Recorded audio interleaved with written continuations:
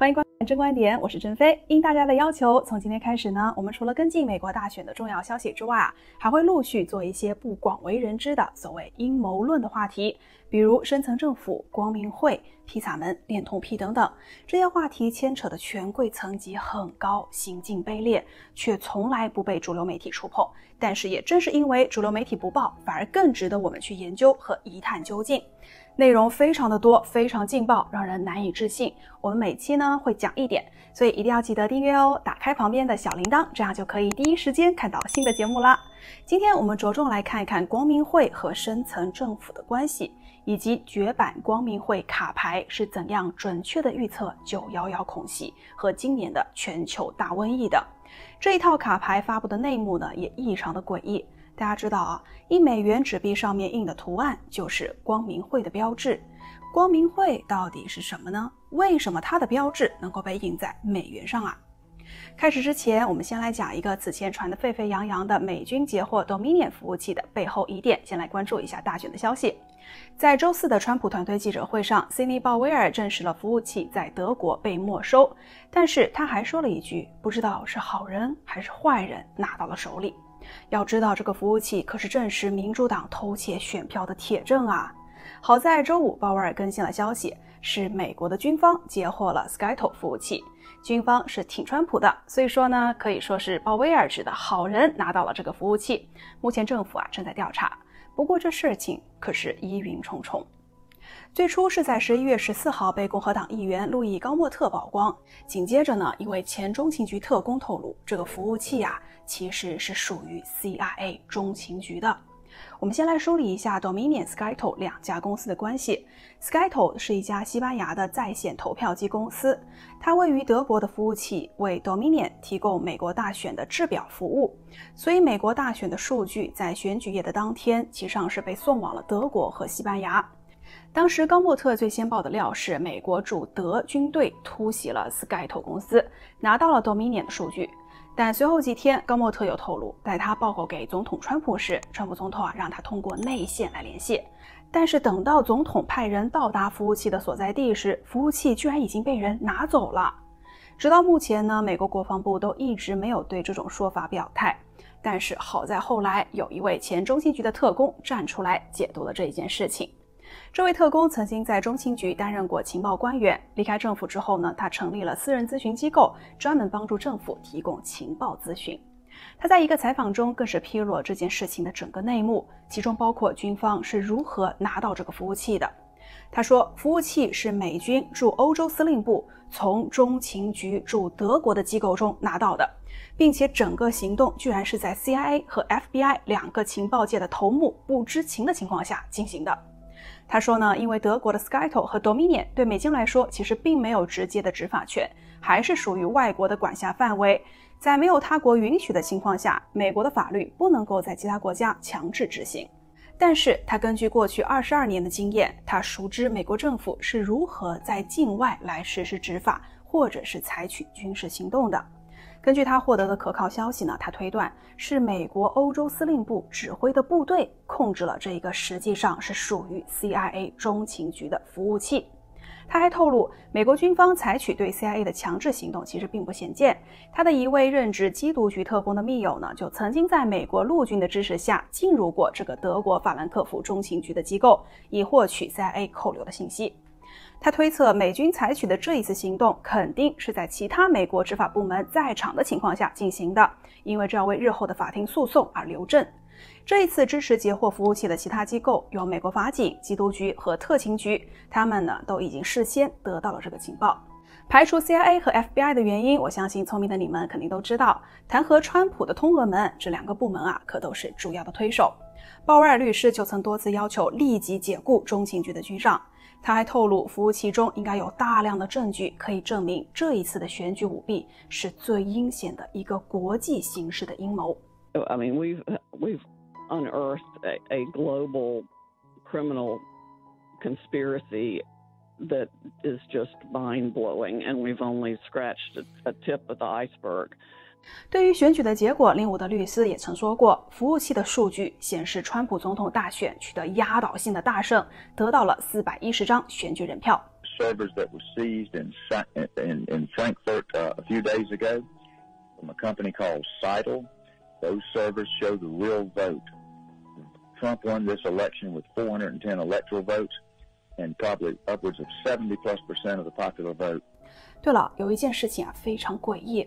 就在昨天，川普团队记者会表示掌握着重磅证据之后，今天很多反川阵营的大人物们的推特头像或者背景，不约而同的都改成了黑白照。这个是在暗示着什么呢？和深层政府和光明会有没有什么关系啊？我们接下来呢，就来讲一讲光明会和深层政府。光明会听起来像是个好词儿，人类都向往着光明嘛。川普总统呢就被尊称为光明之子，但是光明会放在一起，恰恰相反，就是个很阴暗、很邪恶的组织。光明会的发迹我们今天不着重讲，如果大家感兴趣呢，我们可以以后讲。大概来说，就是光明会也叫做光照帮，是与天主教敌对的一个高度隐秘的组织。天主教认定撒旦是魔鬼，而光明会与天主教相反，认定撒旦是指向光明的启蒙者。大家知道撒旦就是魔鬼的代名词。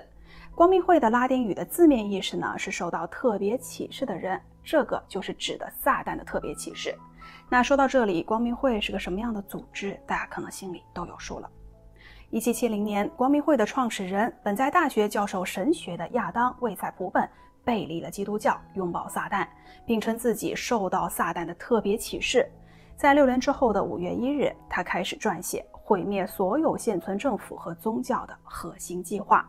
后来第二共产国际为了纪念这一件大事啊，把每年的5月1号定为国际劳动节。谁能想到5·11竟然还有这样的历史？所以想想哪些国家庆祝5·11吧。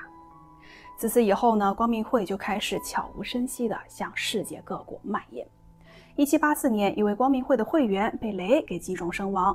警察在他的身上发现了光明会的诡异文件，在他家中搜查后呢，发现了更多。光明会被发现就是一个黑社会性质的政治组织，野心极大。文件中提到要废除所有的王朝和各国政府，废除所有的宗教信仰，废除私有财产，废除家庭。终极目的呢是要建立一个由光明会控制、完全独裁、没有人权、没有道德的世界性的政府。这些文件被曝光之后，光明会居然没有否认这些文件的真实性。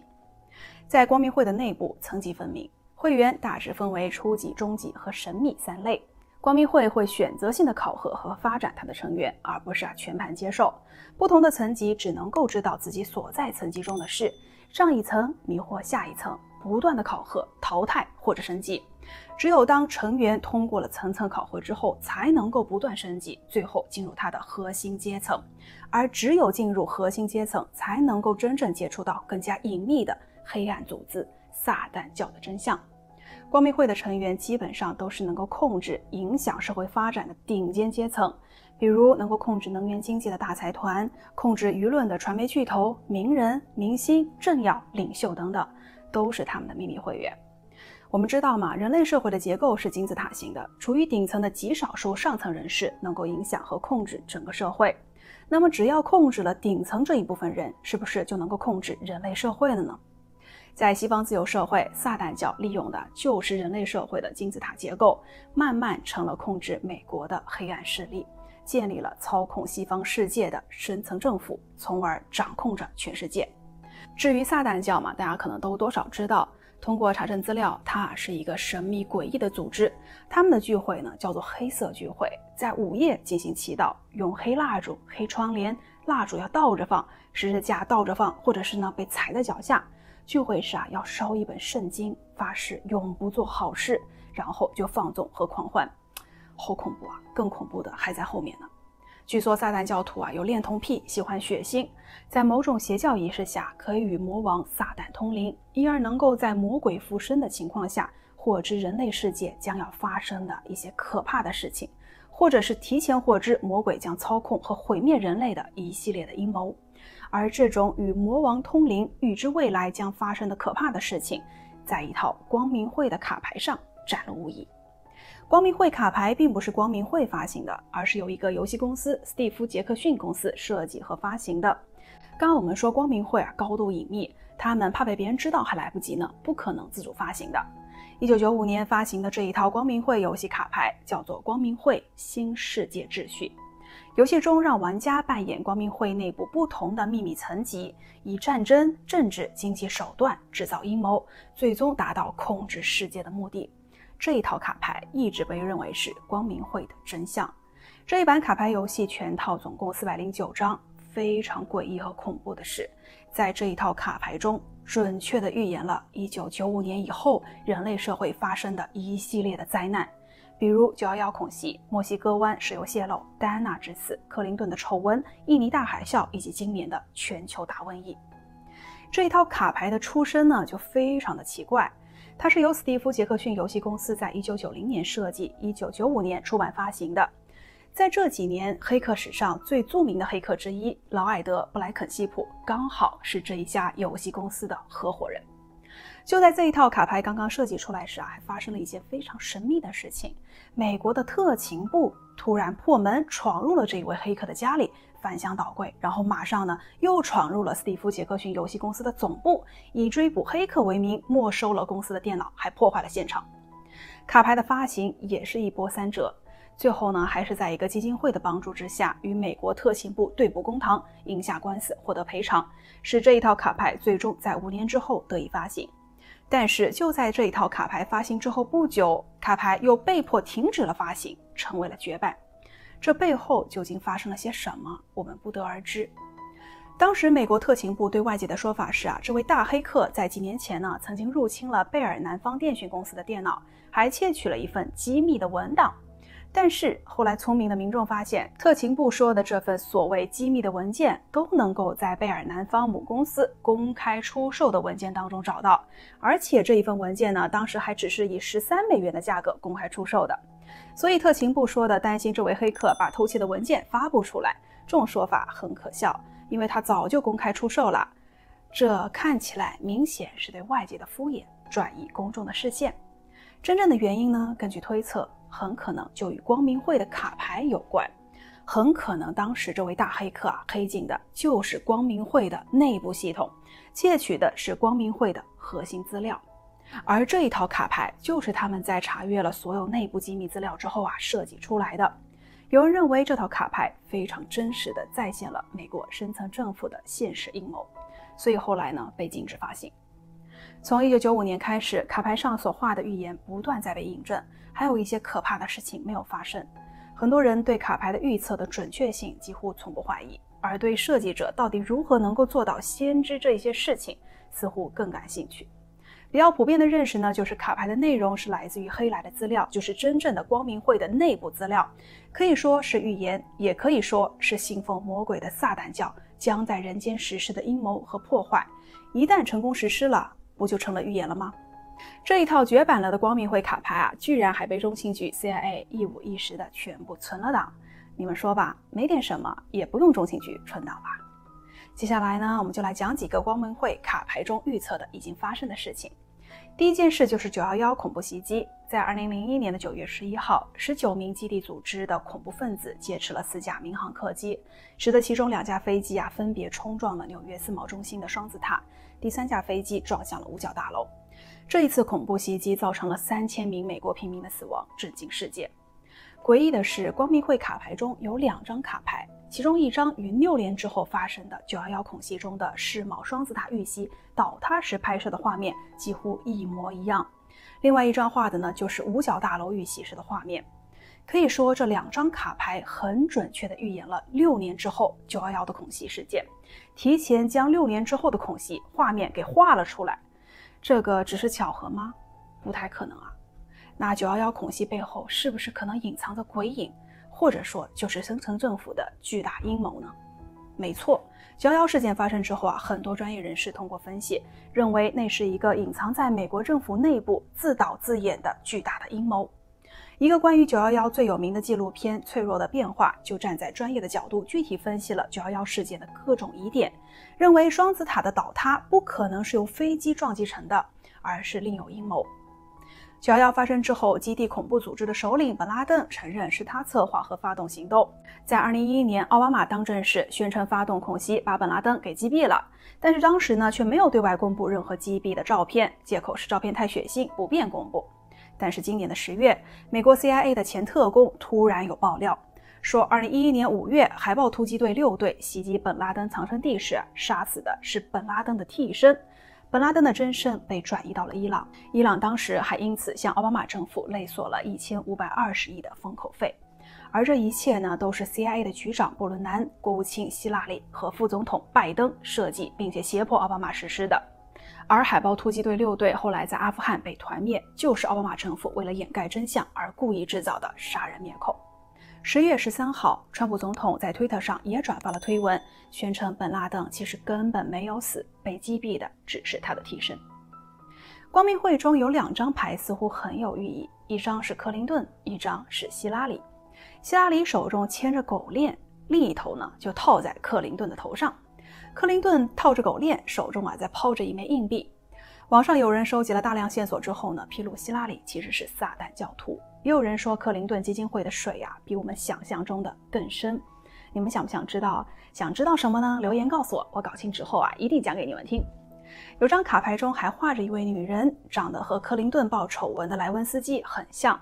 卡牌上写的字可以攻击任何男性名人，但必须由媒体来发动。